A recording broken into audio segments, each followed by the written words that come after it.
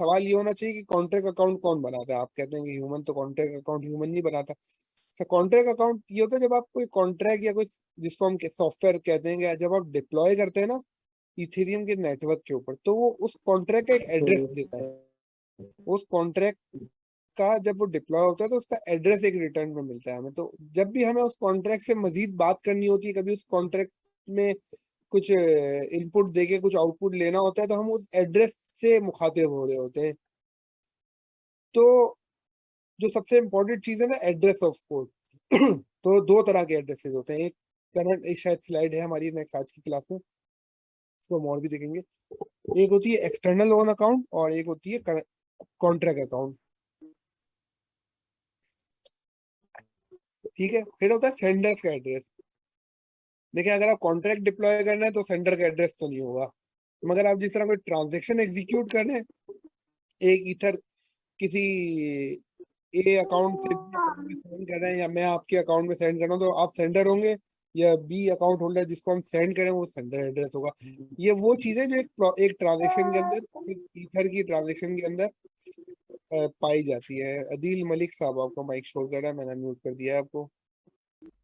Sir सबको एक दफ़ा म्यूट कर दें, डिस्टर्बेंस हो रही है।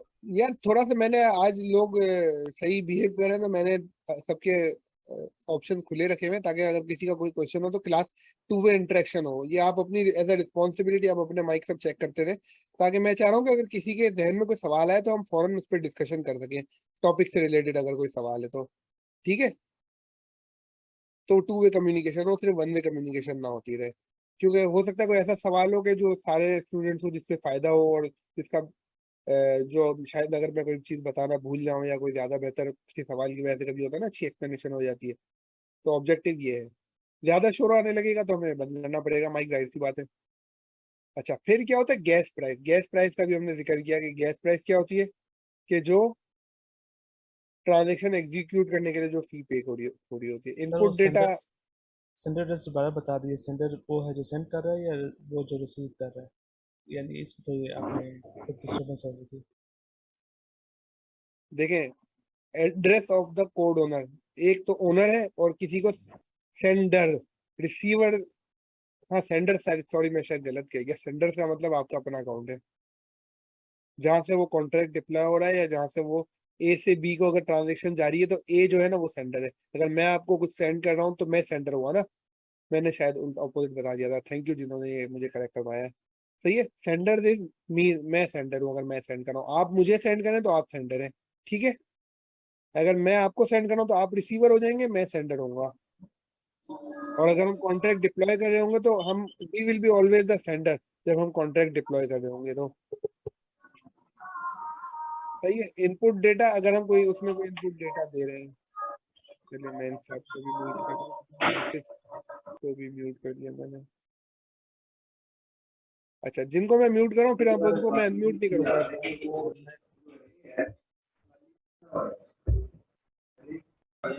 चलो, चलो इनको भी म्यूट कर दिया मैंने। अब जिनको मैं म्यूट करता जा रहा हूँ ना, उनको अभी मैं अनम्यूट नहीं करूंगा। ठीक है, इसको फिर देख लेते हैं, एक एक स्लाइड पे बताया हुआ है, ये आगे जाके मशीन से शायद ही डिस्कस कर लेते हैं इसको हम। अच्छा, इनिशिएटर एड्रेस। इनिशिएटर एड्रेस अगर सेंडर एड्रेस भी हो सकता है। वैल्यू, अगर हम कुछ उसमें वैल्यू दे रहे हैं, बाइट कोड। आपको पता है कि सारी जो कम्युनिकेशन हो रही होती है वो बाइट कोड की फॉर्म में हो रही थी। ब्लॉक हेडर को बहुत डिटेल में भी हम नेक्स्ट चैप्टर में डिस्कस करेंगे। और मैसेज और परमिशन से हम जरा इसको और देख लेते हैं आगे। Machine state. मशीन स्टेट, जिस तरह ईवीएम है ना, बार बार हमने जिक्र किया है कि जो ईवीएम है या जो ब्लॉकचेन है, एक स्टेट मेंटेन करते हैं। स्टेट का मतलब सारी नोड्स पे एक ही वैल्यू एट अ टाइम हो रही हो। इसको पढ़ भी लेते हैं पहले, फिर इसको और डिस्कस कर लेते हैं। Machine state is maintain internally and updated after each EVM execution cycle. हर एग्जीक्यूशन साइकिल, हर एक साइकिल के बाद वो सारी जो ईवीएम पे सारी जो नोड्स हैं वो अपनी स्टेट इंटरनली अपडेट कर देती है, सेम कर देती है, मैच कर देती है। An iteration function runs on EVM which output the result of a single cycle. ये सिंगल साइकिल की अब हम थोड़ा डिटेल में आगे डिस्कस करेंगे, साइकिल वो किसको कह रहा है, नेक्स्ट चैप्टर में इसका जिक्र है।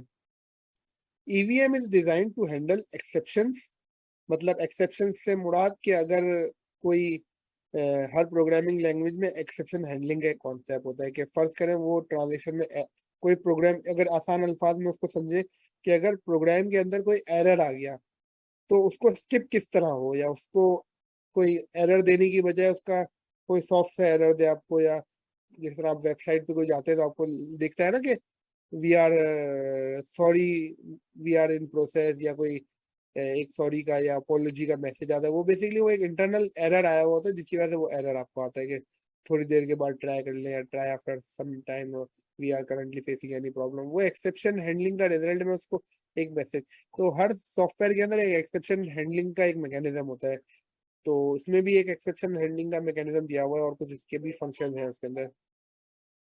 अच्छा, एक्सेप्शन कितनी तरह की आती है अब ये जिक्र लिखा हुआ है नीचे। एक एक्सेप्शन जो सबसे कॉमन है वो तो है कि not having enough gas required for execution, एक एक्सेप्शन तो ये होती है। दूसरी एक्सेप्शन क्या है, इनवैलिड इंस्ट्रक्शंस, क्या आपने कोई प्रोग्रामिंग में एरर लिखा है। इनसफिशिएंट स्टैक आइटम, ये भी शायद स्टैक से रिलेटेड कुछ है। Invalid destination jump code, invalid stack size, ये तो भी हम आगे जाकर डिस्कस करेंगे, थोड़ी सी एडवांस चीजें, ठीक है। फिर क्या, machine state is consist of following element, क्या होता है स्टेट में क्या क्या मेंटेन कर रहे होते हैं कि अवेलेबल गैस कितनी है, प्रोग्राम काउंटर, मतलब कितने प्रोग्राम का एक समझे काउंटर चल रहा होता है, मेमोरी कंटेंट है, नंबर ऑफ वर्ड्स हैं, स्टैक कंटेंट है। प्रोग्रामिंग काउंटर क्या होता है, एक पॉजिटिव इंटीजर होता है 256 बाइट का। द कंटेंट ऑफ मेमोरी क्या होती है, जीरोस होते हैं 2 से 256 की power, size of 2, power of 2। Active number of words in memory क्या होते हैं, काउंटिंग कंटिन्यूस। बस इसके नाम याद रख लें, इसको इतना डिटेल में जाने की जरूरत नहीं है। अच्छा, परफॉर्मेंस ऑफ, अच्छा ये जो आइट्रेशन फंक्शन का भी जो जिक्र बार बार आ रहा है ना, अब ये आइट्रेशन फंक्शन को थोड़ा और एक्सप्लेन किया है इसने। अच्छा, ये थोड़ी सी टेक्निकल चीजें इस चैप्टर में ज्यादा हैं, तो उसको हम इतना ज्यादा डिटेल में डिस्कस करेंगे नहीं, क्योंकि हमारा फोकस आगे प्रोग्रामिंग पे जाना है। थोड़ा बस टर्मिनोलॉजी देखते हुए चलेंगे और देख लेते हैं। It perform various vital function that are used to set the state machine value, it fetches the instruction। अब जिस तरह हमने बात की ना कि एक आइट्रेशन फंक्शन है जिसके थ्रू सारी इंफॉर्मेशन प्रोसेस हो रही है, वो जो इंफॉर्मेशन प्रोसेस हो रही है वो स्टैक्स की फॉर्म में हो रही है। स्टैक किस फॉर्म का, मतलब फीफो लीफो फॉर्म में चल रहा है, पुश पॉप का मैकेनिज्म के through, last in first out के थ्रू। और gas is reduce according to the gas cost. और चले, अब चैप्टर 12 भी इससे ही रिलेटेड है। अब ये पूरा ब्लॉक साइज बता रहा है कि एक जो ट्रांजैक्शन फ्लो होता है ईथर का, जिस तरह हमने बिटकॉइन का एक ट्रांजैक्शन फ्लो देखा था ना, उसके ब्लॉक के अंदर क्या क्या आइटम होते हैं, अब ये ईथर के ब्लॉक के अंदर की आइटम बता रहा है कि एक ईथर की जब ट्रांजैक्शन फ्लो होती है, जो नेटवर्क फ्लो हो रहा होता है, वो किस तरह हो रहा होता है।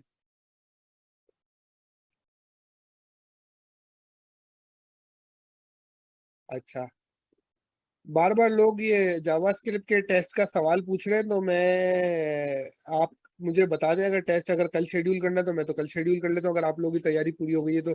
क्योंकि मैंने अनाउंस किया था कि लास्ट क्लास में कि आफ्टर 6 क्लास जो आज है, इसके बाद कभी भी टेस्ट आपका ड्यू है। तो जैसा आप बोलते हैं तो कर लेते हैं, मैं बाकी क्लासेस का भी फीडबैक ले लूंगा। हमारी तकरीबन 5 क्लासेस पैरेलल चल रही होती है, तो बेसिकली हम कल के बाद, हम कभी भी आप अनाउंसमेंट देखते हैं ना, कल के बाद कभी भी अनाउंसमेंट हो जाएगी। अब वो 1 हफ्ते बाद भी हो सकती है, 10 दिन बाद भी हो सकती है, 2 दिन बाद भी होती है। तो अगर आप लोगों की सबकी तैयारी अगर इतनी अच्छी हो गई है और, तो हम जितना जल्दी बोले तो कर लेते हैं। अच्छा, फिर तैयारी नहीं है तो फिर आप पूछ क्यों रहे हैं, बस सब हमने तो अनाउंस किया हुआ है। 3 वीक हो गए मेरे ख्याल से, या 4 वीक हो गए जब हमने जावास्क्रिप्ट के टेस्ट होगा आपका 6 क्लास में बताए जा रहे हैं आपको। तो आप देख लें, मैं most probably within this week या हो जाएगा अनाउंसमेंट। जी, जी बोले। जावास्क्रिप्ट के फर्स्ट 40 चैप्टर है ना। जी ठीक है सर, तैयारी है हमारे टेस्ट की आपके। जी, फर्स्ट 40 चैप्टर हैं जी।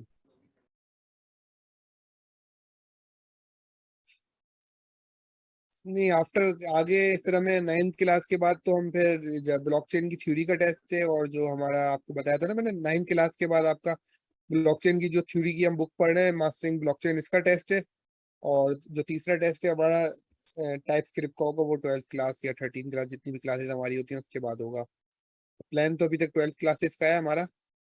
तो ये अपने शेड्यूल किया हुआ है। अब मैंने जिस तरह बताया, थोड़ा सा डिले हो सकता है, हफ्ता 10 दिन का, 4 दिन 5 दिन ऊपर नीचे, 10 दिन भी हो सकते हैं, 2 हफ्ते भी हो सकते हैं, क्योंकि हमें बाकी क्लासेस भी चल रही होती हैं पैरेलल, तो उसके साथ हम प्लान कर लेंगे। और वो एडमिनिस्ट्रेशन डिसाइड करेगी तब कब टेस्ट सर्कुलेट करना है। तो मगर आप लोगों को तैयारी अभी तक हो जानी चाहिए। 6th क्लास के बाद आपका डीओ हो गया है, अगर नहीं हुआ तो आपके पास अभी टाइम है, अगले 3 4 दिन 5 दिन हफ्ता भर लगाएं, और जितने दिन आपको मिल रहे हैं आप तैयारी करें। एक बल्कि आज से ही स्टार्ट कर दें, टाइम जाया ना करें। बुक ऑलरेडी शेयर्ड है डिस्कॉर्ड पे मल्टीपल टाइम्स, वीडियोस भी आपको अवेलेबल हैं। हेल्प डेस्क भी कुछ स्टूडेंट्स ले रहे हैं, मुझे ये पता चला है। इसकी ज्यादा अपडेट तो मुझे नहीं है, वो एक कुछ आप डिस्कॉर्ड को फॉलो कर रहे हो तो जो लोग रेगुलरली डिस्कॉर्ड को फॉलो कर रहे हैं उनको आइडिया होगा कि हम कुछ स्टूडेंट्स क्लासेस भी ले रहे हैं वीक स्टूडेंट्स के लिए, जावास्क्रिप्ट के लिए, जो बड़ी अप्रिशिएटेबल बात है उन स्टूडेंट्स के लिए। ठीक है, अच्छा। अब ब्लॉक के अंदर क्या क्या इंफॉर्मेशन होती है, ईथर के ब्लॉक की बात कर रहे हैं अब हम। ईथर के ब्लॉक में क्या होता है, पेरेंट ब्लॉक का हैश होता है। दूसरा क्या होता है, ओमर हैश होता है, इसको हम पढ़ते ही, ओमर हैश क्या होता है। बेनिफिशियरी का एड्रेस होता है, स्टेट का रूट होता है, ट्रांजेक्शन्स का रूट होता है। रूट जिस तरह हमने बताया था कि मर्कल रूट होता है, नोड्स का रूट होता है ट्रांजेक्शन का, कि सबका हैश निकल निकल निकल के जो मास्टर रूट होता है उसको कहते हैं रूट नोड। तो एक ये इंफॉर्मेशन होती है, ट्रांजेक्शन रूट होती है, रिसेप्शन रिसिप्ट की रूट होती है, लॉग ब्लूम होता है। ये थोड़ा थोड़ा हम जरा क्विकली इसको एक एक टॉपिक, इन सबको थोड़ा थोड़ा हम वन वन लाइनर बुक में बहुत बुक में भी डिटेल में डिस्कशन है, हम इसको जरा क्विकली देखते हुए चलेंगे सारी टर्म्स को। इस पिक्चर को दिखाने का पर्पज ये है कि अभी हम ये वन बाय वन ये जो सारी चीजें पढ़ेंगे ना, वो इधर है। अच्छा, ब्लॉक इन ब्लॉकचेन क्या होता है। ब्लॉक जो है ना, ये एक मेन बिल्डिंग ब्लॉक है ईथर की ब्लॉकचेन का। ब्लॉक कंसिस्ट ऑफ, अच्छा नमाज के लिए थोड़ा सा हम ब्रेक लेंगे, मोस्ट प्रोबेबली 1:45 पे, तो मैं भूल जाऊं तो मुझे याद दिला दीजिएगा, ठीक है। अच्छा, ब्लॉक इन ब्लॉकचेन क्या है। ब्लॉक जिस तरह है ना कि एक बिल्डिंग ब्लॉक है किसी भी ब्लॉकचेन की, तो इसी तरह इथर की ब्लॉकचेन के अंदर भी ब्लॉक्स एक बहुत ही इंपॉर्टेंट बिल्डिंग ब्लॉक है। एक ब्लॉक के अंदर अगर बड़ी बड़ी मोटी मोटी चीजों का जिक्र करें तो क्या क्या होता है। पहली जो चीज होती है उसका ब्लॉक हेडर होता है। दूसरी जो चीज होती है उसका ट्रांजैक्शन की लिस्ट होती है। ये दो चीजें तो हमने ब्लॉकचेन बिटकॉइन की ब्लॉकचेन में भी ऐसे ही जिक्र किया था कि ये दो चीजें। इसमें जो एक और चीज जो टर्मिनोलॉजी यूज की गई है, list of headers of ommers and uncles. Ommers and uncles, यार ओमर्स की डेफिनेशन अभी मैंने क्या देखी थी, एक मिनट। ओमर्स की कोई जरा गूगल पे जरा मीनिंग जरा देख के मुझे चैट पे बताया तो। सर मैंने ओमर्स वो होते हैं, मुजफ्फर बात कर रहा हूँ। हाँ जी जी। हाँ, भाई ओमर्स हम मुजफ्फर उनको जी कहते हमारे हैं। साथ कि आज हमारी क्लास में ज्वाइन कर रहे हैं एज अ शो टीचर। तो मुजफ्फर, ये आपका शोर कर रहा है माइक, नहीं, किसी और का कर रहा है, कौन है वो। Let me, ji Muzaffar please continue करें। हाँ जी उमर भाई। अच्छा, ओमर्स को हम ये अंकल और ओमर्स एक ही चीज का नाम है वैसे। पहले कुछ शायद जो प्रोटोकॉल था उसको अंकल्स कहते थे, अभी उसको ओमर्स कहते हैं। ओमर्स क्या होते हैं, जैसे बिटकॉइन के अंदर भी हमने पढ़ा है कि होता क्या है कि लॉन्गेस्ट चेन जो हमने पढ़ा है, लॉन्गेस्ट चेन रूट पढ़ा है, उसके अंदर ऐसा सिनारियो हो सकता है कि एक वक्त में जो दो नोड्स हैं वो सेम वक्त में एक ब्लॉक बना लें। तो जो वो ब्लॉक बनता है उसको यहाँ पे उनको जो है वो ओमर्स कहते हैं। कि एक ब्लॉक जो है वो लॉन्गेस्ट चेन का हिस्सा जो बनेगा वो तो एक्चुअल ब्लॉक कहलाएगा। वो जो हिस्सा नहीं बनेगा, जो साइड में होगा, जो 6 ब्लॉक की हाइट्स तक चलेगा, उसको हम ओमर्स कहते हैं। अच्छा, तो ओमर्स जी, ब्लॉक को वो भी कह सकते हैं ना कि ऑर्फन ब्लॉक कह सकते हैं ना, ऑर्फन, एग्जैक्टली यतीम। एग्जैक्ट। जी जी जो जी ब्लॉकचेन के अंदर बिटकॉइन के अंदर जो ऑर्फन की यूज की गई थी टर्मिनोलॉजी, इधर ओमर्स की यूज की गई है। हाँ, अच्छा ओमर्स की और बस थोड़ा सा इसमें पेरेंट, फर्क है। अच्छा जी और पेरेंट, देखो पेरेंट और अंकल का मतलब ये है कि पेरेंट तो उसका पेरेंट है, उसका जी फादर। हर ब्लॉक का एक पेरेंट ब्लॉक होता है ना, कि पेरेंट चाइल्ड चलता जा रहा है ना हर ब्लॉक का, ब्लॉकचेन जी चेन के अंदर चल रही है। अब जी जी अंकल या ओमर ब्लॉक बनता किस सूरत में, जब दो ब्लॉक एक साथ माइन हो जाए या एक साथ वेरीफाई हो जाए। फिर एक लॉन्गेस्ट चेन रूल होता है ना, जिस तरह हमने बिटकॉइन में पढ़ा था कि 6 तक होता है। जब तक छठी कंफर्मेशन नहीं आती तो वो ब्लॉक, वो जो 5 ब्लॉक है वो ऑर्फन ब्लॉक बन जाते हैं और वो वापस ट्रांजेक्शन पूल में आ जाते हाँ, हैं। ये बात मगर हमने पढ़ी थी ना। जी जी बिल्कुल, मगर इथेरियम में थोड़ा सा चेंज है। वो हम्म, रिवर्ट कर देता है, उसको रिवार्ड नहीं देता बिटकॉइन। ये रिवर्ट नहीं करता, उसको एज अ पार्ट रखता है, मगर उसको फॉलो नहीं करता, मगर रिवार्ड भी देता है इथेरियम उसको, बिल्कुल। जो भी इस तरह से करता है। ये थोड़ा सा ये बहुत इंपॉर्टेंट पॉइंट है कि इसमें जो ओमर्स ब्लॉक या अंकल ब्लॉक या ऑर्फन ब्लॉक से ना, जो पैरेलल एक साथ एग्जीक्यूट हो जाते हैं। बिटकॉइन में क्या था कि उनको रिवॉर्ड नहीं मिलता था, माइनिंग रिवॉर्ड। इसमें माइनिंग रिवॉर्ड मिलता है मगर थोड़ा कम मिलता है। हम नेक्स्ट स्लाइड पे देखेंगे वो कितनी कैलकुलेशन और कितना कम मिलता है। और उसका जो टर्मिनोलॉजी इसने यूज करी है ना, तो ऑर्फन ब्लॉक के लिए वो अंकल्स और ओमर्स यूज करी है। ठीक है,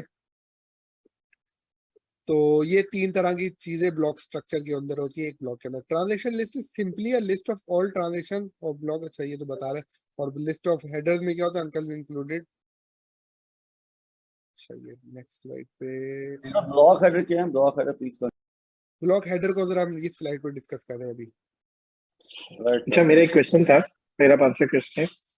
जी मैं ये पूछना चाहूंगा कि बिटकॉइन के अंदर, बिटकॉइन की ब्लॉकचेन के अंदर, अगर फोर्किंग हो जाती है, मतलब 2 उसमें चेन्स बन जाती हैं, तो उसमें आप ये बता रहे हैं कि 6 के बाद जाके फाइनल हो जाता है कि कौन सी चीज को फॉलो करना है। तो वो जो रिवॉर्ड होल्ड किया जाएगा, वो 6 ब्लॉक जी तक होल्ड किया जाएगा, जी जी राइट? ठीक है, आगे बढ़े। अच्छा अब ब्लॉक हेडर के अंदर क्या क्या चीजें हैं। ब्लॉक हेडर जिस तरह एक बात, सबसे क्रूशियल पार्ट है, सबसे क्रूशियल कंपोनेंट है ब्लॉकचेन की ट्रांजेक्शन के। तो ब्लॉक हेडर के अंदर क्या क्या चीजें हैं। पहली चीज है पेरेंट का हैश। ये तो बिटकॉइन में भी हमने देखा था। और ये किस फॉर्मेट में हो रहा होता है, केका 256 बिट हैश की फॉर्मेट में पेरेंट का ब्लॉक हेडर्स में स्टोर हो रहा होता है, सबसे चाइल्ड के ब्लॉक हेडर के अंदर। दूसरा ओमर का हैश। इसमें जो है ना, ओमर्स के हैश की भी रिकॉर्डिंग हो रही होती है ईथर की ब्लॉकचेन के अंदर। और वो भी सेम फॉर्मेट पे होती है, केका 256 बिट हैश। और ये अंकल। और जो तीसरी इंफॉर्मेशन हो रही होती है वो बेनिफिशियरी होती है। The field that contain 160 bit of address of the reception address will receive mining reward once the block is successfully mined. ये जो होता है ना, ये बेनिफिशियरी या का एड्रेस होता है जिसको माइनिंग रिवॉर्ड मिलना है, उसका बेसिकली इधर एड्रेस स्टोर होता है। ये भी ब्लॉक हेडर के अंदर स्टोर होता है। ठीक है, ये तीनों कंपोनेंट मेरे ख्याल से इसमें कोई प्रॉब्लम नहीं होगी समझने में। किसी को है तो प्लीज बताएं, तो हम आगे चले। ये पेरेंट हैश क्या बोला था दोबारा? काइंडली इसको रिपीट कर लें। क्या क्या बोला मैंने आपको, वापस क्या क्वेश्चन है आपका। Parent hash sir, parent hash के बारे पेरेंट में हैश, देखिए पेरेंट हैश तो पेरेंट का हैश है ना, जो उसका जो हर ब्लॉक प्रीवियस ब्लॉक उसका पेरेंट है। हर करंट ब्लॉक का प्रीवियस ब्लॉक को पेरेंट हैश कहते हैं। उसका प्रीवियस ब्लॉक का हैश, जो बिटकॉइन में हम टर्म यूज करते थे उधर यूज करते थे प्रीवियस ब्लॉक का हैश। इधर इन्होंने टर्म यूज की गई है पेरेंट का। ठीक है, उधर ऑर्फेज यूज की गई थी, इधर इन्होंने ओमर्स और अंकल्स यूज करा है। ठीक है, और इधर जो तीसरी चीज इन्होंने बताई है वो है जो रिसेप्शन, जो रिसिपिएंट है माइनिंग, जो जिसने माइनिंग परफॉर्म की है, जो तो उसका एड्रेस भी इस ब्लॉक हेडर के अंदर आता है, जिसको माइनिंग रिवॉर्ड, अगर माइनिंग सक्सेसफुली वो ब्लॉक माइन हो गया तो उसको माइनिंग रिवॉर्ड किसको मिलेगा, तो वो भी स्टोर होता है। तो ये 3 तरह की इंफॉर्मेशन ब्लॉक हेडर के अंदर स्टोर होती है। पेरेंट इज प्रीवियस ब्लॉक, बिल्कुल। अच्छा फिर ब्लॉक हेडर के अंदर और क्या चीजें हैं। ब्लॉक हेडर के अंदर जो और चीजें हैं वो है स्टेट रूट। मुजफ्फर, तो आप कंटिन्यू करते हो यहाँ से। जी जी मैं भाई। अच्छा, स्टेट रूट देखिए, थोड़ा सा इथेरियम के ब्लॉकचेन के अंदर और बिटकॉइन के ब्लॉकचेन के अंदर थोड़ा सा फर्क है। ऐसे है तो उसी का हार्ड फोक ही है कि जो स्टेट मैनेजमेंट है वो इथेरियम के अंदर थोड़ा सा चेंज है। इथेरियम क्या करता है कि तकरीबन जो मर्कल रूट का है कंसेप्ट सभी को क्लियर है, इसमें तो कंफ्यूजन नहीं है मेरे ख्याल में।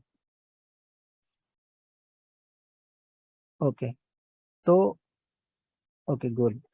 तो वो तो तीन स्टेट बनाता है। जैसे भी कोई ट्रांजैक्शन होती है तो उसको तीन चीज़ों में बेसिकली जो इथेरियम है वो तीन चीज़ों में रखता है। एक वो ट्रांजैक्शन रूट में रखता है, एक को स्टेट रूट में रखता है, एक को वो जो है रिसिप्ट रूट में रखता है। तो ये तीनों का फंक्शन होता है अलग से, तो उनको फर्दर वो हैश करता जाता है और मर्कल रूट तक पहुंचने के लिए। ये थोड़ा सा ओवरव्यू है, ज्यादा इसमें डीप में नहीं जाती, थोड़ा सा पढ़ लेते हैं।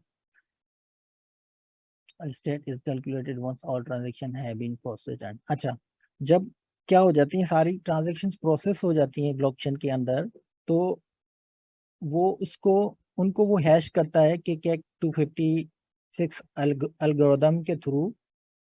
तो फिर वो अपने ब्लॉकचेन के अंदर वो उसका रूट स्टेट का जो है स्टेट का भी रूट वो सेव करता है अपने पास। जैसे हर चीज को वो मर्कल ट्री के थ्रू लेके जाता है। स्टेट का मर्कल ट्री रूट अलग बनाता है, ट्रांजेक्शन का मर्कल रूट अलग बनाता है, रिसीव का अलग बनाता है, ठीक है। तो ये कुछ स्टेट्स होती हैं इथेरियम के ब्लॉकचेन के अंदर जिनको थोड़ा सा अलग अलग रखा हो गया है। मिसाल के तौर पे आपको बैलेंसेस चाहिए तो बैलेंसेस के लिए अलग स्टेट मेंटेन होती है। जो ग्लोबल स्टेट है या जो जिसके अंदर वेरिएबल्स होते हैं वो अलग स्टेट वहां पे सेव होती है। तो थोड़ा सा सेग्रीगेट किया हुआ है। क्लियर है ये बात? आगे चलें।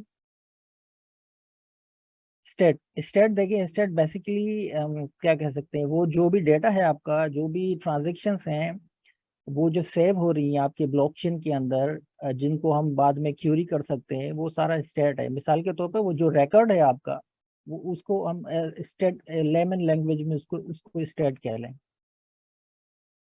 या जो लेजर के अंदर जो भी चीजें रिकॉर्ड हो रही है, जो भी ट्रांजेक्शन्स हो रही हैं, वो जो जिनको हम बाद में जो है वो देख सकते हैं, वो उसको आप समझ लें वो सारा स्टेट है। क्लियर है? टाइप ऑफ ट्रांजेक्शन और डेटा देखिए, अभी जो हम पढ़ रहे हैं वहां पे रहे आप। क्लियर? ट्रांजेक्शन रूट इसी तरह से जैसे मैंने अभी बताया स्टेट रूट, तो इसका जो है बेसिकली एमपीटी, ये इथेरियम जो है मर्कल पाट्रिशिया ट्राई जो है सबका वो मेंटेन करता है। ये तो बहुत टेक्निकल कंसेप्ट हैं थोड़ा सा, इसलिए उसको थोड़ा सा आहिस्ता आहिस्ता डिस्कस करेंगे थोड़ा सा, तो बाद में एब्जॉर्ब हो जाएंगी। अच्छा, transaction root is the key 250 bit hash of the node of the transaction try. The transaction try represents the list of transaction. अच्छा, तो अब वो जो ट्रांजेक्शन के लिस्ट ऑफ ट्रांजेक्शन है उसको वो कहाँ पे सेव करेगा? ट्रांजेक्शन रूट के अंदर सेव कर देगा। स्टेट को स्टेट रूट के अंदर सेट कर देगा। जैसा कि मैंने थोड़ा सा अभी बताया कि उसको सेग्रीगेट कर दिया है ब्लॉकचेन को। तो स्टेट को अलग जगह पे पॉइंटर है, ट्रांजेक्शन रूट का अलग जगह पे पॉइंटर है, उसका मर्कल ट्री उसने बना दिया है। तो आखिर में उसका हैश आ जाएगा यहाँ पे। क्लियर है ये दो चीजें? आगे चलें। जी जी, आगे चले बिल्कुल। देखिए, स्टेट रूट तो पूरी ट्रांजेक्शन जब एग्जीक्यूट हो जाएंगी ना, वो फाइनल है उसका रिजल्ट। और ट्रांजेक्शन है वो ट्रांजेक्शन का रूट है। सारी ट्रांजेक्शन जिस तरह हमने बिटकॉइन में भी पढ़ा था, तो एक मर्कल ट्री बनता है, वो उसको मर्कल ट्री का उसने नाम उसको दिया है ना, उसने ट्रांजेक्शन रूट का नाम दे दिया है। थोड़ी सी टर्मिनोलॉजी का फर्क है। हाँ, बहुत उसको सारे बिल्कुल सही कह रहे हैं आप। तो यहाँ पे जो इथेरियम पे एमपीटी यूज करता है, मल्टीपल पार्टीशिया ट्राई यूज करता है ही वही मर्कल रूट, मगर वो थोड़ा सा और टेक्निकल है। उसमें वो की पेयर्स होते हैं, तो वो की पेयर्स के थ्रू वो ट्रैक कर रहा होता है डेटा को। तो अच्छा, चलें बहुत सारी चीजें भी हम जो पढ़ेंगे ना, वो बहुत सारी आपको सिर्फ टर्मिनोलॉजीज का फर्क है। जिस तरह अभी माइनिंग में भी उसने थोड़ा सा टर्मिनोलॉजीज का उसने अपना मैकेनिज्म थोड़ा सा डिफरेंट किया। वो प्रूफ ऑफ वर्क तो यूज करता है, मगर उसने थोड़ा सा प्रूफ ऑफ वर्क के अंदर थोड़ी सी कॉस्मेटिक चेंजेस की हुई है। इसी तरह अपने ब्लॉक के अंदर अपने थोड़ी टर्मिनोलॉजीज यूज की है, थोड़े एक दो आइटम्स ज्यादा उसने रखे हुए। तो थोड़ी सी हम जो डिटेल पढ़े, वो टर्मिनोलॉजीज का 70-80% सिर्फ, और 20-25% थोड़ी सी एडिशन है चीजों की। G D. अच्छा, difficulty level of the current block. अच्छा, जो भी ब्लॉक बनता है उसके दो पार्ट्स होते हैं हमेशा, ये अभी भी हमने डिस्कस किया। एक ब्लॉक हेडर होता है, वो ट्रांजैक्शन लिस्ट होती है नीचे ना। तो ब्लॉक हेडर को अभी हम डिस्कस करें, उसके अंदर डिफिकल्टी लेवल भी उसका पार्ट होता है। अभी हम खोल के देखेंगे जरा, ये उसके अंदर जब देखेंगे तो वहाँ पे डिफिकल्टी लेवल उसका हिस्सा होगा। तो जो भी डिफिकल्टी, अच्छा डिफिकल्टी लेवल कम भी होती रहती है, बढ़ती भी रहती है। जो भी डिफिकल्टी लेवल है उस ब्लॉक को जनरेट होते हुए उस सिस्टम का पार्ट बनते हुए वो इसका हिस्सा होगी, यहाँ पे होगी। जी बिल्कुल, अभी तक जो है ये पजल ही है जिसको सॉल्व करते हैं हैशिंग के थ्रू। ईथ हैश यूज करता है इथेरियम, मगर अभी कुछ महीनों के बाद वो प्रूफ ऑफ स्टॉक स्टेक पे चला जाएगा इथेरियम। तो यही है पजल जो सॉल्व करते हैं, उसके अंदर डिफिकल्टी लेवल होती है, उसको मीट करना होता है, वो भी ब्लॉक का हिस्सा बन जाती है हेडर का। अच्छा, number, the total number of previous blocks the genesis block. अच्छा, तो नंबर्स जो होते हैं वो सारे भी कंटिन्यूसली चल रहे होते हैं, जैसे ब्लॉक 1 बना, ब्लॉक 2 बना, ब्लॉक 3 4 5 6 7 8 9 10। तो सारे नंबर जो ब्लॉक के नंबर हैं वो भी सारे इसी ब्लॉक हेडर का पार्ट होंगे। क्लियर है सर? आगे चलें, जी जी बिल्कुल स्लाइड को मूव करते हैं थोड़ा सा। सर, मुझे मूव करना है। यानी करंट ब्लॉक नंबर होगा, is it that correct? You are absolutely correct, yes. अच्छा, जैसे ये रिसीव रूट, तो मैंने यही बताया कि उसने स्टेट को थोड़ा सा सेग्रीगेट कर दिया है, स्टेट रूट अलग कर दिया है। उसके अंदर स्टेट होगा, ट्रांजैक्शन जो होंगी लिस्ट उसको स्टैक ट्रांजैक्शन रूट में ले जाएगा, उस रिसीव जो होंगी वो रिसीव रूट में ले जाएगा। और उसमें ये क्या कह रहा है, कंपोजर रिसीव और transaction included in the block transaction. ठीक है, वही चीज है इसके अंदर। Log blossom, it's a bloom filter that is composed of तो बहुत सारी थोड़ी फैंसी टर्मिनोलॉजी यूज की गई है इसमें, तो ये पढ़ पढ़ के भी बंदा भूल जाता है। मैं खुद वो अभी, और कि जिस तरह वो अभी टर्मिनोलॉजी थी ना, जिसका मैंने आप लोगों से मीनिंग पूछा था, अभी 1 घंटा पहले ही मैंने वो रिवाइज किया था। वो टर्मिनोलॉजी उसकी इतनी सारी है और उसने डिटेल में इतनी डिटेल, आप जाहिर सी बात सब चीजें याद रखना नियर इम्पॉसिबल है, मगर थोड़ा थोड़ा क्विकली हम उसको देख लेते हैं। वो ट्री को शायद TRIE कहता है ना, मुजफ्फर? ये जी, जी TRIE उसको कोई कहता ट्री है ना को ये? ट्राई, हाँ ट्राई इसलिए कहता है कि वो जो मर्कल ट्री है, जो बिटकॉइन जिसको फॉलो करता है वो सिंपल सा है। जैसे 2 को मिला के हमने हैश बना लिया, फिर 2 को मिला के एक और हैश बना लिया, फिर तो हम वो जब डेटा ट्री को को उसने वापस T से देने जाएंगे, हाँ जब वापस हम डेटा को देखने जाएंगे तो पेरेंट से नीचे होते हुए जाएंगे। मगर इसमें थोड़ा सा डिफरेंस है, जब हम उसको पेरेंट से जाएंगे या पाथ के थ्रू जाएंगे तो फिर इसमें पेयर्स बनाए हुए हैं, की वैल्यू पेयर्स। फिर उसकी की आएगी, उस की वैल्यू पे कौन से पेरेंट का वो है क्या कहते हैं डेटा है, वो वहां से उठाएगा। तो थोड़ा सा इसने चेंज किया, बहरहाल कंसेप्ट वही है इसके अंदर। अच्छा, तो अपने कैका नेट, हैश, तो वो हैश का मैकेनिज्म है, उसका नाम है भाई कैका जी 256। हम जो जी हैश हैश से जिक्र कर रहे थे ना, वो जो हैश का नाम है ना, जो जिस हैश का हम बार बार जिक्र कर रहे होते हैं, तो वो कैका 256 हैश है। अब जिस तरह हम एडवांस क्लासेस पे जाएंगे तो अब सब चीजों के हम बेसिकली एक्चुअल नेम अब पढ़ते जाएंगे, क्योंकि अब जितना हम एडवांस क्लासेस, हम इनिशियल क्लासेस में सिर्फ नाम ले रहे थे उस मैकेनिज्म का। उस मैकेनिज्म का जो, अच्छा हैशिंग बहुत तरह की होती है, उसमें जो ये वाली हैशिंग यूज करा है वो कैका 256 है। बिल्कुल। जैसे बिटकॉइन हमारा SHA-256 यूज करता है, तो इसने SHA-52 को यूज नहीं किया, इसने अपना बनाया KK-256 उसको यूज किया।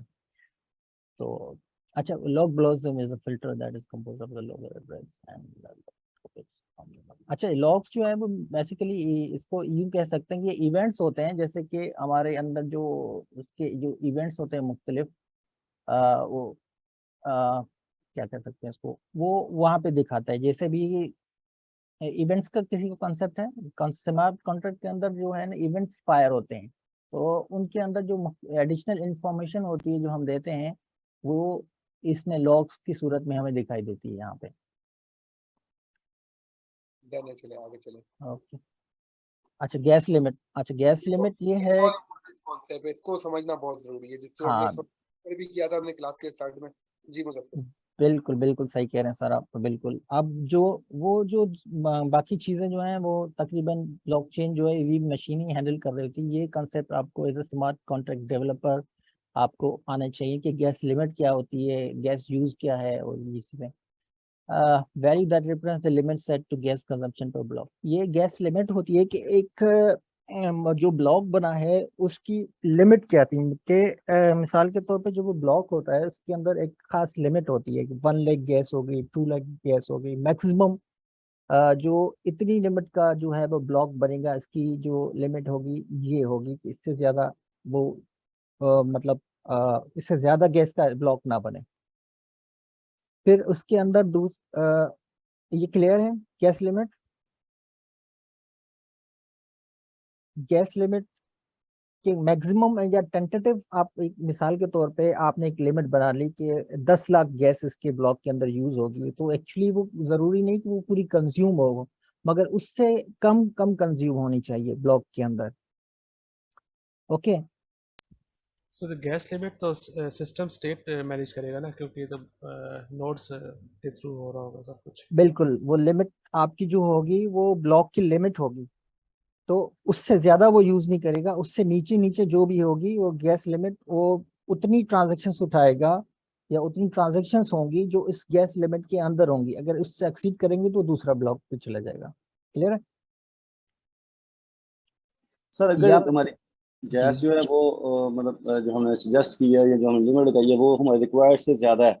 फॉर एग्जांपल वहाँ पे 1000 भी चाहिए तो हमारे पास हमने 2000 भी लगाए हुए हैं इसके लिमिट के तौर पे। अच्छा, वो ये ट्रांजेक्शन की गैस की बात कर रहे हैं आप?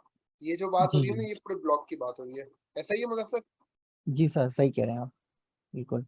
उसको हम फर्दर आगे भी गैस का एक है हमारे पास ऑप्शन आएगा, गैस का हेडिंग है, उसके अंदर फर्दर हम इसको डिस्कस करेंगे कि गैस क्या होती है।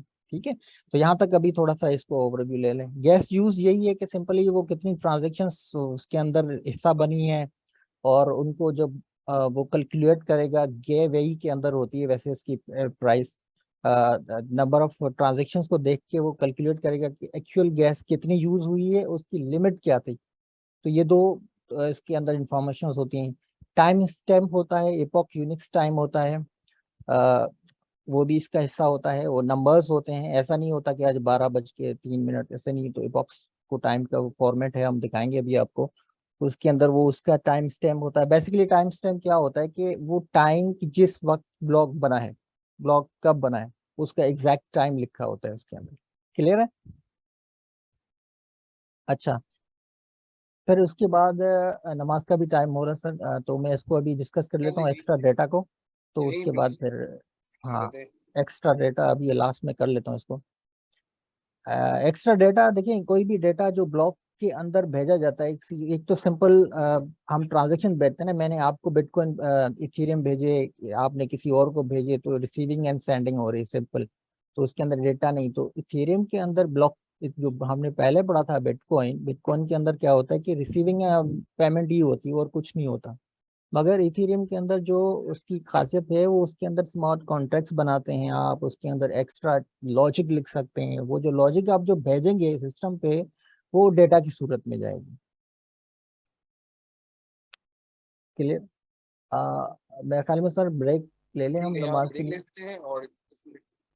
जी बिल्कुल, हम ब्रेक ले लेते हैं इधर 10 मिनट का, और एग्जैक्टली हम 2 बजे मिलते हैं, ठीक है?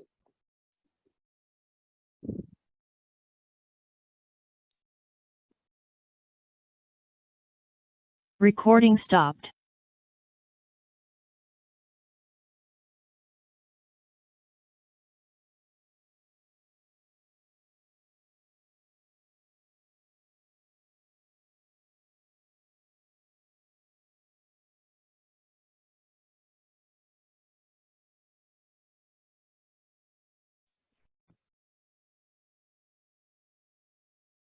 किसी के कोई क्वेश्चन है मीन वाइल तो आप चैट पे लिख ले, फिर हम ब्रेक के बाद उसको आंसर दे देंगे, ठीक है?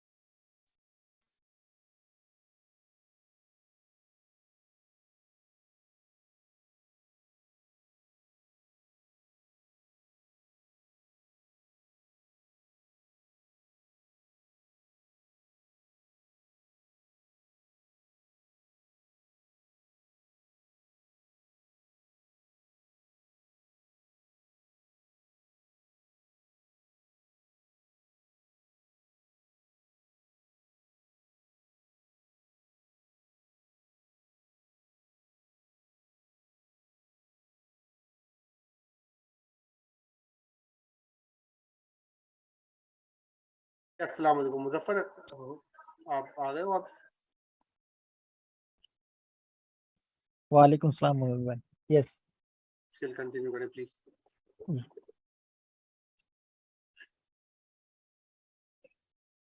मैं स्क्रीन शेयर कर दूंगा।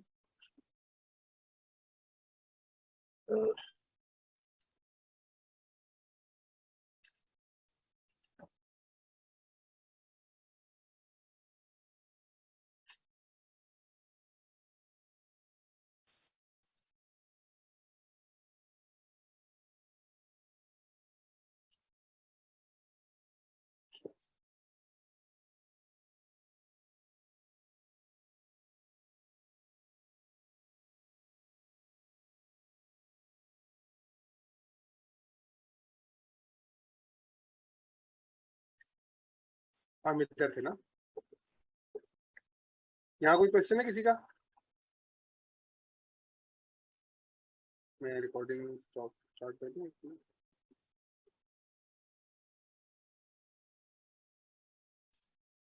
Recording in progress. जी अच्छा, अब ये जो gas limit, gas use, time stamp, ये सब ब्लॉक की बात हो रही है, ठीक है। और जो हम पहले डिस्कस कर रहे थे ना, अच्छा गैस का कोई फुल फॉर्म मैंने कहीं पढ़ा नहीं है। गैस को गैस ही कहते हैं, और ऐसा ही है मुजफ्फर? बिल्कुल सही कह रहे हैं सर आप। गैस को गैस ही कहते हैं, बेसिक यूनिट है वैसे, एक यूटिलिटी यूनिट बनाया होता है। अच्छा होता क्या है कि गैस क्यों रखी गई है इथेरियम के अंदर, और काफी सवाल भी था इसके अंदर कि गैस क्या होती है। गैस बेसिकली जो आपका स्मार्ट कॉन्ट्रैक्ट आप रखते हैं, उसके अंदर जो भी वैल्यू जो भी भेजते हैं, तो आपकी जो इथेरियम की स्टेट पे जब जाएगा, तो वो जो भी जगह ऑक्यूपाई करेगा, उसके अगेंस्ट आपको इथेरियम को कुछ पे करना पड़ेगा। जो पे करना पड़ेगा आपको इन टर्म ऑफ गैस पे करना पड़ेगा, ईथर पे नहीं करना पड़ेगा। तो आपकी जो वैल्यू है वो ईथर से गैस में कन्वर्ट हो जाती है, तो गे वेई में होती है। तो बेसिक यूनिट्स जब हम ईथर के पढ़ेंगे, उसके अंदर वेई होता है, गे वेई होता है। तो क्या होता है ये भी हम आगे पढ़ेंगे। तो गे वेई के अंदर ये डिफाइन होती है। तो इसकी जरूरत क्यों पड़ी? इसकी जरूरत इसलिए पड़ी कि देखें, आप इतना बड़ा कोड लिख दें, उसके अंदर बहुत सारे लूप्स लगा दें और आप नेटवर्क पे फ्लोट कर देना वो ट्रांजैक्शन, तो वो नेटवर्क तो उसी लूप को बार बार चलाता रहेगा, तो वो नेटवर्क तो जैम हो जाएगा ना। इसके लिए इथेरियम ये गैस का कंसेप्ट लेके आया कि आप जितने भी आपका जो ट्रांजैक्शन भेज रहे हैं उसके अगेंस्ट आपको कुछ ना कुछ गैस पे करनी पड़ेगी। आप जितनी बड़ी ट्रांजैक्शन मिसाल के तौर पर लूप्स के थ्रू भेजेंगे तो उसके साथ आपको गैस भी भेजनी पड़ेगी ना। तो अब वो चलता रहेगा जब तक आपकी गैस है, जब तक आपके पैसे हैं। मिसाल के तौर पे इसको ऐसे ले लें कि जो पैसे आपने उसमें लगाए हुए हैं, वो जितने पैसे आपके कंज्यूम हो जाएंगे। अच्छा, वो पैसे कैसे बनते हैं ये भी हम आगे जाके पढ़ेंगे। तो हर ओप कोड होता है हर ट्रांजैक्शन का, या हर जो भी चीज हम भेजते हैं या जो भी डेटा हम भेज रहे हैं उसका ओप कोड होता है। उस ओप कोड के अगेंस्ट एक प्राइस होती है, वो भी हम आगे चल के पढ़ेंगे कि जैसे SHA-3 है उसके अगेंस्ट हम 30 गैस पे करेंगे। तो इस तरह से आपने अगर 3 SHA के कोड्स लिख दिए हैं तो 30 तो 90 गैस हो जाएगी। तो वो इसको काउंटर करने के लिए कि सिस्टम जो है जैम ना हो जाए और आपको कुछ ना कुछ पे करना पड़े, और इंसेंटिवाइज भी कर रहे हैं। दो आप जो सिस्टम नेटवर्क चला रहे हैं इथेरियम के, उसको इंसेंटिव भी किस तरह से देंगे कि आपकी जो गैस यहाँ से आपसे कलेक्ट कर रहे हैं वो उसको एज इंसेंटिव माइनर को मिल रही है। क्लियर है थोड़ा सा गैस? आगे चलें सर। अच्छा, मैं इसे थोड़ा सा ऐड करना चाहूंगा जी प्लीज। कि ऐसा है ना कि जैसा हमारे यहाँ हम लोग कहते हैं पेट्रोल या डीजल, तो बाहर जो है बेसिकली इसको गैस स्टेशन कहते हैं, जहाँ से आप फिल करवाते हैं। इसको गैसोलीन को बेसिकली गैस कहते हैं। So it just America, like a fuel है जो कि गाड़ी में डालते हैं। ठीक है, तो ये बिल्कुल वही सही कहा। बात है कि अमेरिका जितना के फ्यूल अंदर, होगा गाड़ी हाँ, में उतनी गाड़ी चलेगी। जी हाँ। You are absolutely correct. वो अमेरिका उधर गैस स्टेशन यूज होता है, उसको गैस कहते हैं। तो ऐसा, ये आप सही कह रहे हैं, ऐसा एज फ्यूल समझ लें कि आपकी गाड़ी में जितना फ्यूल होगा उतना दूर तक जाएगी। जब फ्यूल खत्म हो जाएगा तो वो गाड़ी रुक जाएगी। तो आपके कोड के अंदर जितनी वो होगी ट्रांजैक्शन गैस, वो यूज करेगा, एग्जीक्यूट करेगा। अच्छा, इसमें ऐसा भी होता है कि आपके जो कोड आपने बना के भेज दिया सिस्टम में, उसकी जो गैस को बनती है टोटल मिसाल के तो 1000 बनती है, और आपने उसको कॉस्ट जो है 500 दे दी, तो वो आधे चलेगा। 500 के बाद वो पूरे को रिवर्ट कर देगा, वो आपको आगे स्टेट नहीं भेजने देगा। ये वो हम डिस्कस करेंगे आहिस्ता आहिस्ता, थोड़ा सा हम ओवरव्यू ले रहे हैं ताकि ये चीज़ें आपको थोड़ा सा जहन में आए। फिर इन डेप्थ हम इसको डिटेल करेंगे डिस्कस। क्लियर है? आगे चलें। सर टाइम स्टैम्प वगैरह ये बता दें, टाइम स्टैम्प नहीं मिल होता है। हाँ, टाइम स्टेप देखिए बहुत ही सिंपल है, इसमें कुछ भी नहीं है। अभी क्या टाइम हो रहा है आपके पास? हेलो, जो भी आपके पास अभी टाइम हो रहा है 2 बज ना, के 10 मिनट।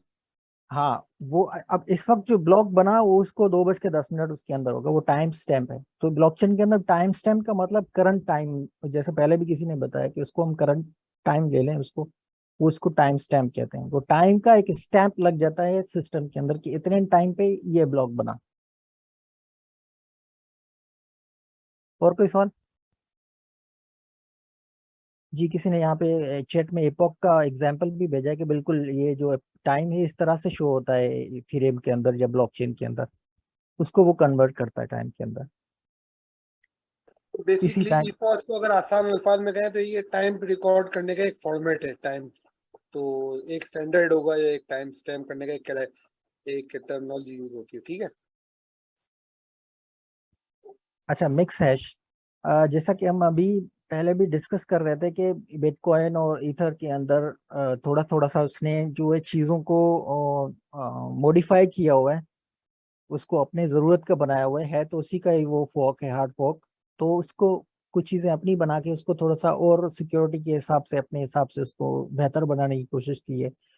तो ये कंटेंट्स आर 256 दैट कंबाइन। अच्छा, इसके अंदर मिक्स हैशिंग का थोड़ा सा जैसे प्रूफ ऑफ वर्क होता है बिटकॉइन के अंदर, उसके अंदर वो हैशिंग करता है चीज़ों की। तो ये इसके अंदर इथेरियम क्या करता है, ये वैसे इसको आप ज्यादा समझने की जरूरत भी नहीं है आपको, क्योंकि ये बैकएंड पे चल रहा होता है, ये माइनिंग वगैरह से रिलेटेड है। तो बिटको इथेरियम क्या करता है कि वो उसको थोड़ा सा रीहैश कर देता है। वो जो हैश आता है उसको फिर थोड़ा सा और रीहैश कर देता है, फिर उस हैश को जो आता है फिर उसको रीहैश कर देता है। तो मिक्स हैशिंग का कंसेप्ट लेके आए ईथ हैश प्रोटोकॉल के अंदर, जो ये यूज करता है माइनिंग वगैरह के लिए as a in proof of work के अंदर। अच्छा, नॉन्स को हम काफी डिस्कस कर चुके हैं मेरे ख्याल में।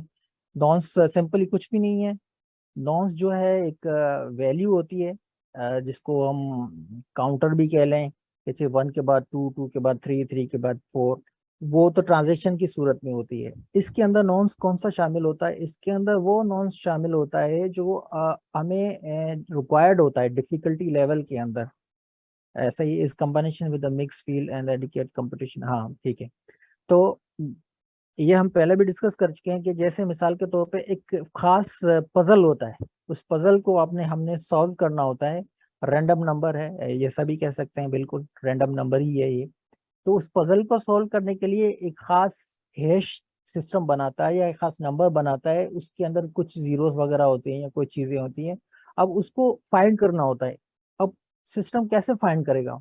उनको फाइंड करने के लिए जो नोड्स हैं आपस में दौड़ लगाती हैं, कंपटीशन करती हैं, मुख्तलिफ रैंडम वैल्यूज देते हैं उसके अंदर, 10 दिए, 15 दिए, फिर कंप्यूट करके देखा कि अच्छा वो डिफिकल्टी वो हैश आया नहीं आया, नहीं आया वर्क पे। उसके बाद फिर दोबारा कुछ और डालेगी रैंडम नंबर, जैसे किसी ने लिखा हुआ है, बिल्कुल सही लिखा हुआ है, तो वो रैंडम नंबर डालते जाएंगे। तो एग्जैक्ट जो इस ब्लॉक के लिए जो नॉन्स रखा गया है, अगर वो किसी को मिल जाएगा तो वो विनर कहलाएगा। तो वो जो नॉन्स जो फाइंड होगा वो भी ब्लॉकचेन का हिस्सा बन जाएगा। एक नॉन्स दूसरा भी होता है जो अकाउंट के साथ होता है, वो काउंटर की सूरत में चलता है। तो इथेरियम के अंदर 2 नॉन्स हैं। तो ये नॉन्स क्लियर है? सर नाउंस दोबारा प्लीज, अगर नहीं समझ आई थी क्या। नॉन्स देखें, एक आपको ये बिटकॉइन की क्लासेस ली हैं, उसके अंदर प्रूफ ऑफ वर्क का पता है कि कैसे पजल कैसे सॉल्व होता है? सर पढ़ा तो है। अच्छा, ये आपका कॉन्सेप्ट नहीं है, इसलिए कंफ्यूजन आ रही है। देखिए, अब प्रूफ ऑफ वर्क के अंदर क्या होता है, आपने प्रूफ करना होता है, एक कंपटीशन होता है, एक पजल होता है कि दौड़ लगती है, जैसे कि रेसिंग होती है ना। आप 10 बंदे दौड़ेंगे आपस में, उनमें से एक जीतेगा, उसी को पैसे मिलेंगे, ईथर मिलेंगे। तो माइनिंग का जो विनर होगा जो ब्लॉक का, वो ही उसको राइट होगा कि वो ब्लॉक को ऐड करे सिस्टम के अंदर और उसी को ही पैसे मिलेंगे। अब वो कैसे डिसाइड होगा कि वो कैसे विनर है? ठीक है, उसके लिए कुछ करना होगा ना। तो सिस्टम क्या करता है, पहले एक वो एक हैश बना देता है कि देखें ये एक हैश है, इसको बना के लाओ। सिंपल हम लेमैन की लैंग्वेज में बात करते हैं, वो एक हैश बना देता है, उसके अंदर ये 4 जीरोस होने चाहिए, उसके अंदर बाद ये हैश होना चाहिए, इसको ढूंढ के लाएं। अब इसको कैसे ढूंढेंगे हम? इसको हम ट्राई करेंगे कि भाई ये हैश हमने बनाना है। तो उसको जब अल्गोरिदम होता है इसके अंदर, हैशिंग अल्गोरिदम के अंदर हम नंबर्स डालेंगे, नॉन्स वैल्यू 15 डाला, 20 डाला, 1000 डाला, फिर हम कंप्यूट करके देखेंगे अच्छा ये हैश बना नहीं बना। तो इस तरह से वो दौड़ चलती रहेगी, चलती रहेगी, चलती रहेगी। लेट्स से वो 100 हमने नंबर डाला, 100 जैसे नंबर डाला तो वो जो विनिंग हैश था वो हमने फाइंड कर लिया। उसके आगे 4 जीरोस हैं, वो हैश है। तो अब वो जब वो हैश जैसे ही मैं मैच करूंगा, अब मैं ब्लॉक अंदर जो है नेटवर्क के अंदर अनाउंस करूंगा कि आई एम द विनर। जो फिर मैंने जो ट्रांजेक्शन्स पिक की होंगी सारी, वो मेरी ट्रांजेक्शन्स मेरा ब्लॉक सिस्टम का पार्ट बनेगा और मुझे पैसे मिलेंगे। ये माइनिंग प्रूफ ऑफ वर्क इस तरह से काम करती है। तो उसके अंदर जो वो नॉन्स वैल्यू फाइंड की, जिसके थ्रू वो हैश नंबर आया, वो नॉन्स वैल्यू इसके अंदर ऐड हो जाएगी। अभी भी कंफ्यूजन है तो सिंपली इसको ऐसे समझ लें कि काउंटर है, एक रैंडम नंबर है जो चलता रहता है, उसको इसको नॉन्स कहते हैं। नॉन सेनिकल वैल्यू भी कहते हैं इसको। क्लियर है अभी? जी सर ठीक है, कुछ बेहतर हो गया है पहले से ज्यादा। लूप्स अच्छा में कैसे देखें, ईपॉच जो टाइम स्टैम्प की अभी जो हमने डिस्कस किया था ना, ये यूनिक्स टाइम स्टैम्प कहलाता है। और ये जो सीरियल नंबर जो चल रहा होता है ना, वो के टाइम में कितने सेकंड्स पास हो चुके हैं, ये वो जो काउंटर जो ईपॉच टाइम स्टैम्प दिखा रहा होता है, वो number of second past since 1 जनवरी 1970 दिखा रहा होता है। वो इस तरह का कुछ टाइम स्टैम्प का क्राइटेरिया है, इसको यूनिक्स टाइम स्टैम्प भी कहते हैं। epochconverter.com पे आप जाएंगे ना, तो ये कन्वर्ट भी कर सकते हैं आप चेक करने के लिए। ठीक है, और ये सारी टर्मिनोलॉजीज अब हमने पढ़ ली है वन बाय वन। तो ये अब डायग्राम जो हमने पहले देखा था और ये देखा अब देख रहे हैं, तो शायद आपको बहुत सारी क्लैरिटी आपको मिल रही होगी देख के। ठीक है, जाहिर सी बात है, मैं बहुत सारी चीजें आपको याद करने के लिए रेकमेंड नहीं करूंगा, मगर एटलीस्ट आप इसको 2-2 बार पढ़ लें तो कम से कम पता होगी ये सब क्या चीजें चल रही हैं। ठीक है। ठीक है, इसके अंदर आपको जैसे नजर आए, इसके अंदर दो चीजें जो मैन आपको देखनी चाहिए, एक ब्लॉक हेडर है और दूसरा ब्लॉक बॉडी है, दो चीजें। तो हम जो ट्राई की बात कर रहे थे ना, सर भी अभी डिस्कस कर रहे थे मर्कल ट्री वगैरह को, तो उसके देखें एक जो ट्रांजेक्शन ट्राई है वो is a part of the body list of transaction, उसका मर्कल रूट बनाया हुआ है उसने। और वर्ल्ड स्टेट ट्राई देखें is a part of the header, उसके अंदर स्टेट रूट का रूट है, मर्कल ट्री है। तो जो स्टेट हमें अगर चाहिए होगी तो सीधा हमें वहां पे ले जाएगा। Sir here is one question, ये प्लीज। जो ब्लॉक बॉडी है जिसमें पूरा मर्कल रूट बना है, मर्कल रूट बना है जो भी ट्रांजैक्शंस एक्चुअली हुई हैं, तो ये इस मर्कल रूट में ट्रांजैक्शंस जो एक्चुअल ट्रांजैक्शंस हैं उनके हैश होंगे या एक्चुअल ट्रांजैक्शन एक्चुअल डेटा होगा? नहीं, एक्चुअल डेटा तो वो नहीं करता कोई भी। हैशेस देखें, इसके अंदर एग्जांपल भी दिया है, दो नीचे दो खाली ब्लॉक्स आपको दिखा रहे हैं। ये आपकी ट्रांजेक्शन 1 है, ये ट्रांजेक्शन 2 है, उसने उसको क्या किया, एक हैश के थ्रू गुजारा, एल्गोरिदम के थ्रू उसका जब हैश आया, फिर उस हैश को दूसरे दो को मिला के फिर एक और हैश बनाया। ये जो ट्राई के अंदर जहाँ पे है ना, इस पे जरा आप वो कीजिएगा, थोड़ा सा इसका जवाब, फोकस। एक और भी जवाब इसका ये हो सकता है कि वो जो आप जो सवाल कर रहे थे, एक्चुअल डेटा तो नहीं, वो हैश की फॉर्म में और इनक्रिप्ट हो के ही बेसिकली जी ट्रांसमिट होता है ना। ब्लॉक के अंदर जी डेटा कोई रॉ फॉर्म में तो नहीं लिखा हुआ होता। मेरा क्वेश्चन यही है actually, there is a confusion जो मैं क्लैरिफाई करना चाह रही हूँ कि जो एक्चुअल, फॉर एग्जांपल अगर हेल्थ डेटा है, फॉर एग्जांपल एक जी ब्लॉकचेन बना है जिसमें सारा हेल्थ डेटा, तो वो एक्चुअल डेटा कहाँ होगा, कहीं और होगा? और नहीं, मतलब एक्चुअल डेटा रिट्रीव कर ही, एक्चुअल डेटा ही होता है, मगर वो उसका इनक्रिप्टेड फॉर्म में होता है पूरा।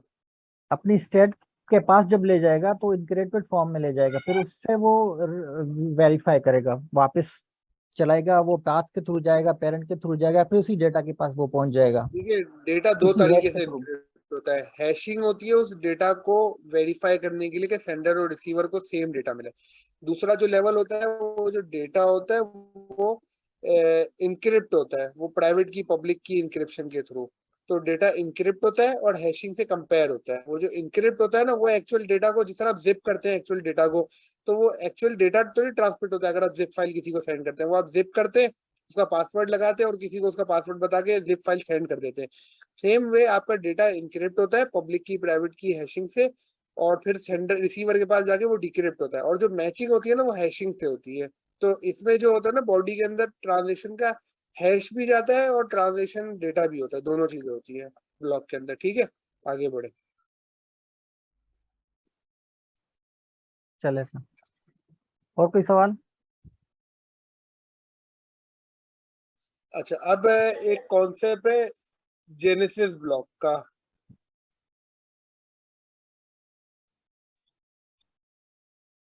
जी जेनेसिस सर। ब्लॉक हमने डिस्कस किया है बहुत दफा। कौन बताएगा जेनेसिस ब्लॉक क्या होता है? Sir the first block in of any the block blockchain. In any blockchain, correct.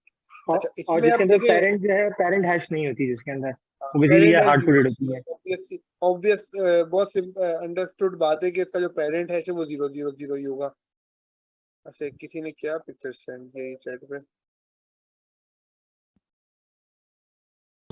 पहली बार जब ब्लॉक जी, और क्या होगा? टाइम स्टैम्प है, ट्रांजेक्शन कितनी ट्रांजेक्शन है उसके अंदर, और ब्लॉक हैश है। कोई ऐसी कोई रॉकेट साइंस चीज नहीं है। ठीक है, आगे बढ़े।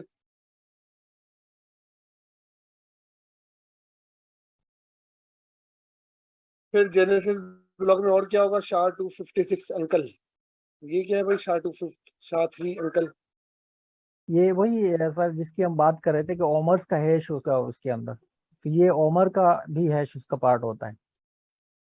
चले, और फिर आगे माइंड बाय 000, और टाइम आ रहा है 15 सेकेंड। डिफिकल्टी का कुछ नंबर आ रहा है, फिर टोटल डिफिकल्टी आ रही है, और साइज आ रहा है ब्लॉक का, और गैस यूज आ रही है। सर थोड़ी देर पहले आप बड़े थे कि कागज इस्तेमाल होता है, यहाँ पे शाह इस्तेमाल नहीं होता इनक्रिप्टिंग के लिए। ये इंक्रिप्शन नहीं है, ये उसके अंदर का कुछ और है यार ये। SHA-3 है। हाँ, ये पहले SHA-3 और SHA-2 यूज होते थे एथेरियम के अंदर, तो उन्होंने SHA-3 को डेप्रिकेट कर दिया, SHA-2 कंटिन्यूड है। SHA-2 को मेरे ख्याल में KEK 256 कहते हैं, ये थोड़ा सा मुझे याद आ रहा है। ये सिमिलर है आकाश के जो पीछे हमने देखा था। SHA-2 जो है वो उसका LIS है कैकेक का। SHA-3 एक और भी था हैशिंग एल्गोरिदम जो अभी मेरे ख्याल में डेप्रिकेटेड है अंदर इथेरियम के अंदर। अच्छा, अब block validation mechanism. Block validation mechanism, अब ये किस तरह एक ब्लॉक वेरिफिकेशन होता है। अब जो हमने पहले पढ़ा था वो बिटकॉइन का पढ़ा था, अब जो हम पढ़ने जा रहे हैं वो इथेरियम का पढ़ने जा रहे हैं। तो Ethereum block validation mechanism check the following condition if it is consistent. अच्छा, ब्लॉक वेरिफिकेशन या मैकेनिज्म वैलिडेशन मैकेनिज्म जो एक माइनिंग जिसको हम कह रहे होते हैं आसान अल्फाज में, वो क्या क्या वेरीफाई कर रहा होता है एक माइनर। देखो, सबसे पहली चीज जो कर रहा होता है ना, वो कर रहा होता है कि if it is consistent with all uncles of transaction.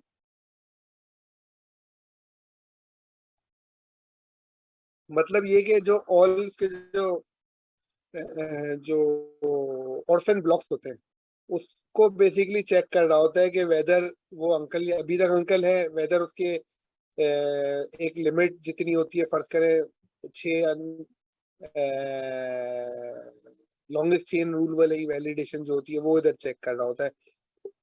तो अगर वो लॉन्गेस्ट रूल चेन, अगर वो ज्यादा लंबी चेन या ज्यादा छोटी चेन हो गई होती है और पेरेंट वाली ज्यादा बड़ी होगी तो प्रीवियस को वापस ट्रांजेक्शन पूल वगैरह में डाल के उसका वो जो मैकेनिज्म चलता है उस तरह का हो रहा होगा। ठीक है, if previous block parent exist कर रहा है, नहीं एग्जिस्ट कर रहा, उससे प्रीवियस से वैलिडेशन कर रहा है। Muzaffar, correct me if I am wrong, अगर कोई चीज मैं गलत कह दूं या जी कोई जी अगर आप बिल्कुल। बेहतर तरीके से कोई चीज बताना नहीं नहीं चाहे बिल्कुल तो सही कह मुझे। रहे हैं आप बिल्कुल ठीक है, एग्जैक्टली। तो मगर मैं थोड़ा ये सा अगर एडिशन कर दूं इसके अंदर जो जी आप जी बिल्कुल पॉइंट दे रहे थे कि उसके अंदर देखिए लॉन्गेस्ट रूल चेन में भी यहाँ पे इथेरियम में फर्क है। तो बिटकॉइन के अंदर क्या होता है कि लॉन्गेस्ट चेन देखा जाता है कि भाई किसके block A B C D और D वाले को फॉलो किया जाएगा। इसके अंदर थोड़ा सा फर्क है कि वो इसके अंदर जो क्या कहते हैं हाइट को देखा जाता है कि इसके पेरेंट्स और इसके वो अंकल्स या कह लें वो किसके ज्यादा हैं उसको वो लेके चलता है आगे। ओमर्स किसके ज्यादा हैं तो उसको वो आगे लेके चलता है, वो लॉन्गेस्ट को थोड़ा सा फॉलो नहीं करता। थोड़ा सा ये डिफरेंस है इसके अंदर।